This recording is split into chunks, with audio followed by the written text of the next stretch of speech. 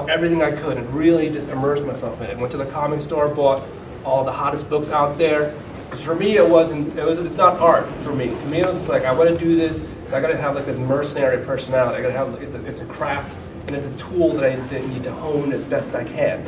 So I went to the store, so Khoi Pham hot, the Lanil Yu's hot, these are all the big guys. I didn't draw like that. I drew like John Romita Jr., I drew like the old school guys. But I said, if I want to get hired, I have to draw it this way. So I consciously tailored my art to say, I'm going to be a mesh of all these guys.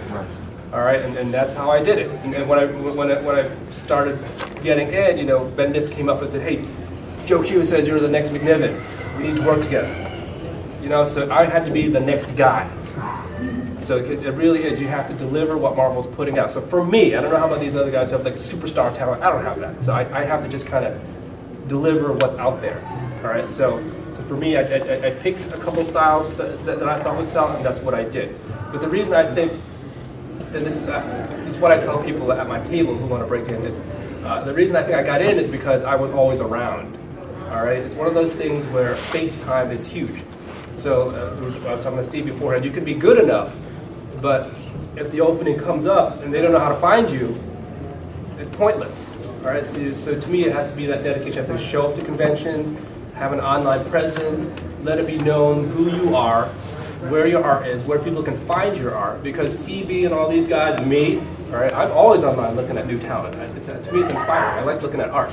And everybody who works at Marvel, they're all fans of art, they're all fans of comics.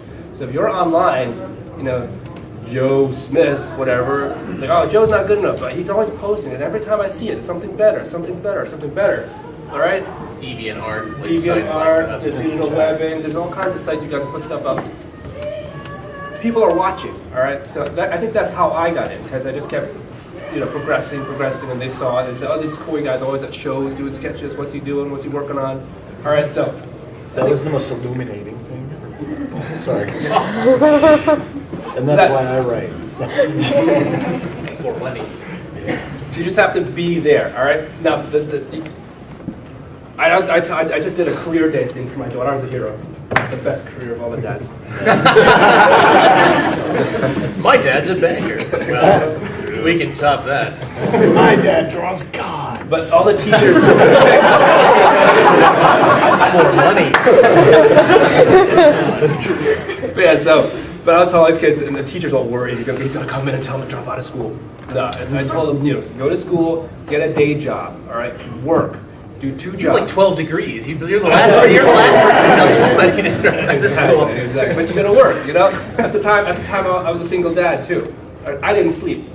It was Red Bull, it was like day job. I was a criminal defense attorney. The day job I was defending criminals. At night, I play with my boy, he goes to bed, and then I start drawing how to capture criminals. I get some Red Bull, you know, sleep for a couple hours, Red Bull, I'm up in the morning doing a trial. Home, play with the boy. And I did that for 2 years. Make sure he's not a criminal. Exactly. So it's work. There's nothing but like dedication and work. None of this stuff is overnight. Like, you know, these guys, it all took us years, and it takes a lot of work. And if you'd rather sleep, forget it. And if you'd rather play, forget it. If you want to play video games or you want to do all these other things, you know, that's fine. But you're probably not going to break in. You're articulating in a really great way this relentless X factor you have to have, where you go, this is something I'm going to do no matter what. I will figure out how to make this work. Other things will bend to my willingness and bend around this goal, because this is the thing that's going to have to get done, whether it takes 5 years or 10 years or whatever. I'm doing this, and then your skill level will catch up to your, you know, drive. Yeah, and what these guys, we tell them their personality is very self-deprecating. All right, it's very humbling for someone to say, you know, basically say like your art is just not what we're looking for. You have to retool it. All right. And one of the things Terry Stewart, when I was 20, the other thing that he said that I forgot was, if you're really serious, I want to see a pitch on my desk by the time I get up there. And I turned in the worst Alpha Flight pitch you'll ever read in your life. But I got notes back from Tom DeFalco, and I'm like 20 years old, and I'm getting notes back because I was reinventing them. I'm like, all right, this is how you can completely reinvent them. And it's like, no, tell the best from Mexico. Yes. Forget Canada. It's different. Now I have so many weird pictures in my head. But tell the best story you can. Tell why these characters are cool, not why you think you can make them even cooler, or draw them the best that you can. And speaking of artists, also, this is Brad Walker. I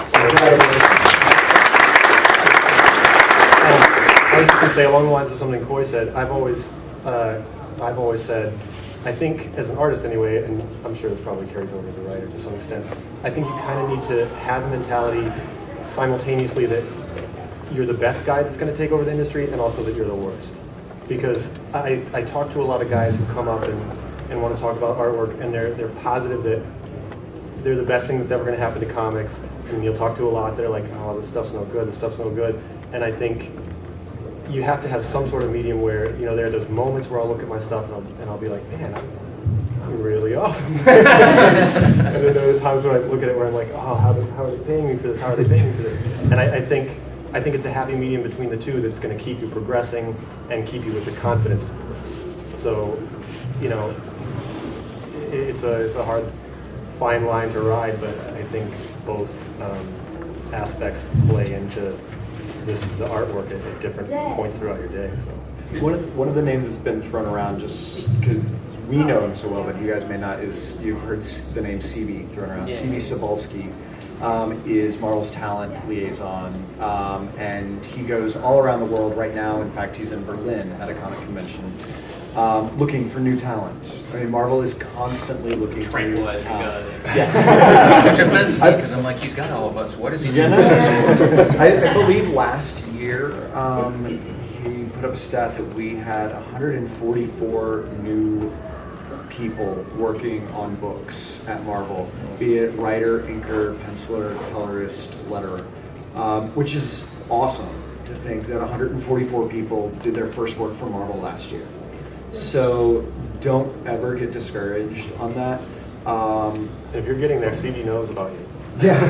He's really amazing in that he's got his finger on the pulse. He's online. He's like you said, he's traveling the world. And at one point somebody just said to me, "Oh yeah, CB's been talking about you." But I had no idea. So follow, the easiest way to keep up on that is really embrace modern technology and social media by setting up a Twitter account and following a lot of the guys on Twitter like CB Cebulski, Rob Levin and Philip Spleak post things.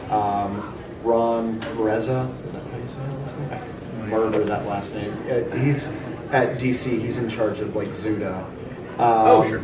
But they do a hashtag of just one word, making comics. So you look that up on Twitter and you'll be able to see all of the tips.